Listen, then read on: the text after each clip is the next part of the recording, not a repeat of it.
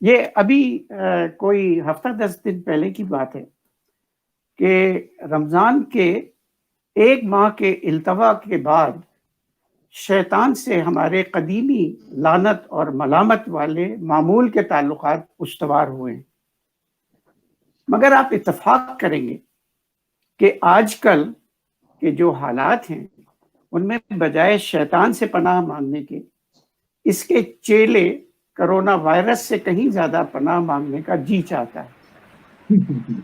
لہٰذا میں تو دن میں 5 مرتبہ اعوذ باللہ من الکرونا اللعین الرجیم کا ورد کرتا ہوں۔ کرونا پر لاحول پڑھ کر یہ دعا بھی مانگنے کو جی چاہتا ہے کہ جس تیزی سے یہ منحوس وائرس پھیلا ہے اور اس نے پوری انسانیت کی زندگی ہی اجیرن کر دی ہے، اس سے زیادہ تیزی سے یاسین کا یہ مزاح کا پروگرام پھیلے اور سننے والوں کی اجیرن زندگی خوشگوار کر دے۔ بزم کا یہ پہلا پروگرام ہے، سننے والوں کی پسند ناپسند کا تو کچھ پتہ نہیں ہے۔ مجھے تو اس شورہ یاسین کے 3 ممبران جن سے آج ہی تعارف ہوا ہے ان تک کی حصے مزاح کا اندازہ نہیں ہے، لہٰذا ہوا میں تیر چلاتے ہوئے میں اپنی کتاب بیان اپنا سے کچھ سوانحی اور تعارفی انداز کی تحریریں اس خیال سے پیش کر دیتا ہوں کہ اگر آپ ان پر نہیں تو مجھ پر ہی ہنس لیں، کوئی بات نہیں۔ تو صاحبو، والد بزرگوار کے اصرار پر ہم نے انجینئرنگ ضرور کی، مگر پیشہ آبا کبھی انجینئرنگ نہ تھا، اصلاح وغیرہ کے کام کرتے تھے۔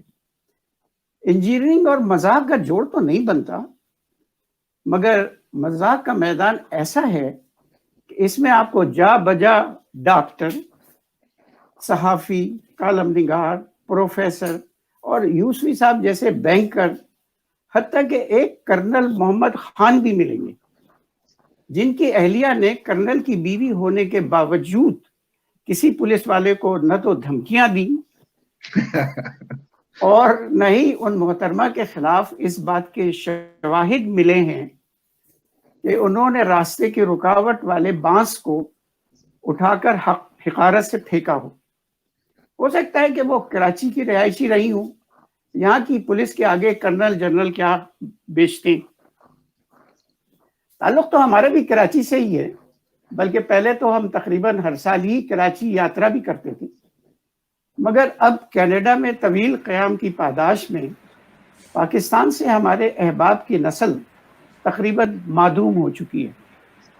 جو 1-2 سخت جان بچے ہیں ان کے اصرار پر کئی سال پہلے ایک تھکا دینے والے سفر کے بعد جب ہم کراچی پہنچے تو رات بھر کی سفر کی تکان دور کرنے کے لیے ہم نے آرام کی ٹھانی اور بھانجے کو تاکید کر دی کہ ہمارے احباب جن کے بے حد اصرار پر ہم نے اس سفر کی زحمت اختیار کی ہے اور ان کو اپنے آنے کی پیشگی اطلاع بھی کر دی ہے، ان کے فون پر فون آئیں گے، دعوتوں کے بلاوے، ملاقات کے پروگرام جو وہ بتائیں ان کو نوٹ کر لینا، اور ہم یہاں سنو ذرا بڑا سا کاغذ لینا۔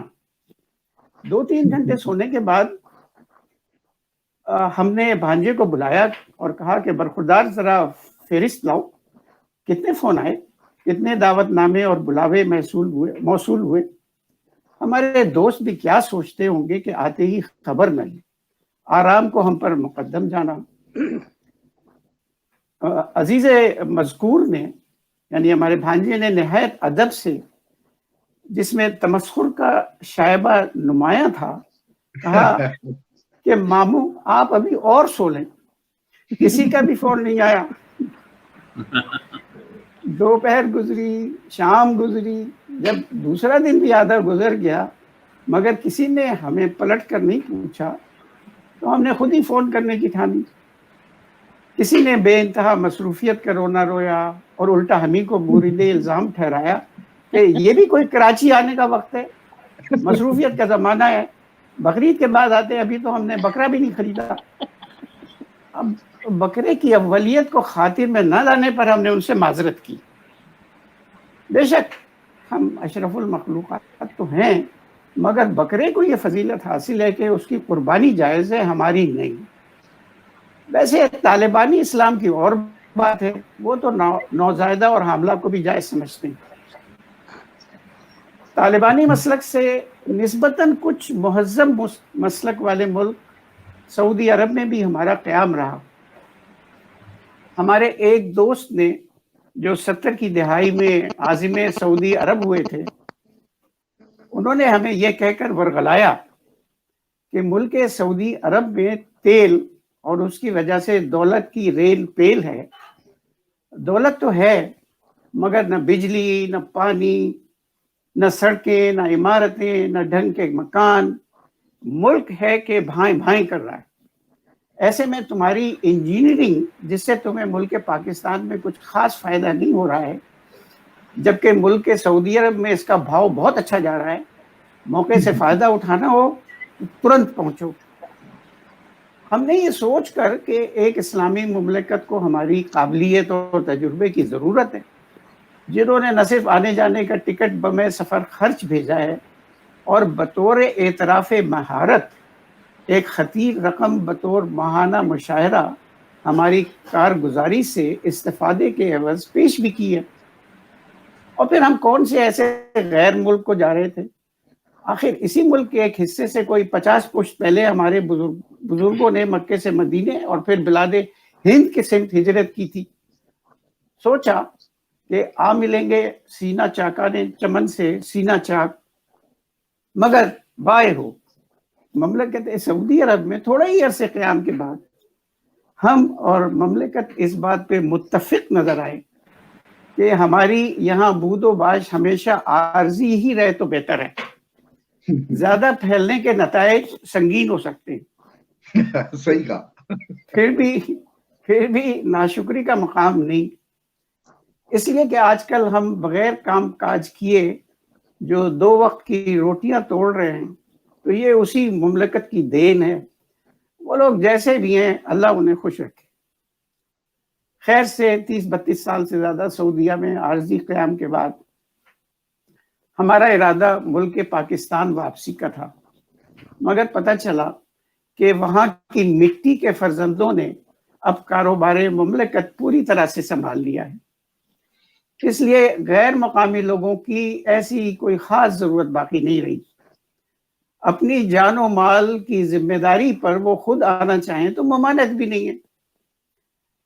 ادھر وہ جہاں دیدہ احباب جو ملک کینیڈا ہجرت کر چکے تھے، ان کا اصرار تھا کہ جب پاکستان کے اصلی فرزند بھی یہاں آنے کے لیے لائن لگائے کھڑے ہیں تو تمہارا پاکستان جانے کا کیا جواز بنتا ہے بھائی. اور پھر مشرق وسطی والے پاکستانیوں کی کینیڈا میں طلب بھی زیادہ ہے، امیگریشن فٹافٹ ہو جائے گی. جب ہم نے اس عفیفہ سے جو ہمارا امیگریشن کا انٹرویو لے رہی تھی وضاحت چاہی کہ یہ آسانی بھلا کیوں ہے، تو وہ کہنے لگی کہ ہمارے محکمے کو آپ جیسے مشرق وسطی والے پاکستانیوں کے 2 گن بہت بھاتے ہیں. ایک تو طویل عرصہ سعودیہ کے سخت قوانین کے تحت رہنے اور زندہ سلامت بچانے کی وجہ سے آپ سے کسی قسم کی شر پسندی کی توقع بہت کم ہے. دوسری بات یہ کہ سعودی عرب کی تفریح سے آری زندگی میں نہ چاہتے ہوئے بھی آپ کے پاس خاصی بچت ہوئی ہوگی، جس سے ہماری اکانومی مضبوط ہوگی.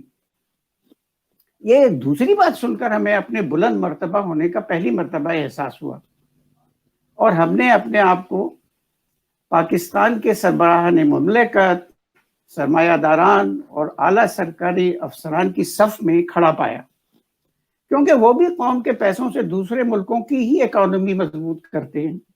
صحیح. بس یہ فرق یہ تھا کہ وہ پاکستان کے پیسے اسمگل کر کے کرتے ہیں، ہم نے ایک غیر ملک کا مال کما کر ادھر سے ادھر منتقل کیا. بے شک مملکت سعودی عرب نے اپنے ملک میں ہمیں قبول نہ کیا، مگر انہوں نے ہمیں کینیڈا کی ہجرت کے لیے راہداری بھی دی اور ہماری گزر اوقات کا انتظام بھی کیا. اور اگر آپ انصاف سے کام لیں تو یہ جو ہم آج بزم مزاح میں شریک ہیں، اس کا بھی کریڈٹ سعودیوں کو ہی جاتا ہے. تھینک یو، شکریہ. بہت شکریہ جناب. میں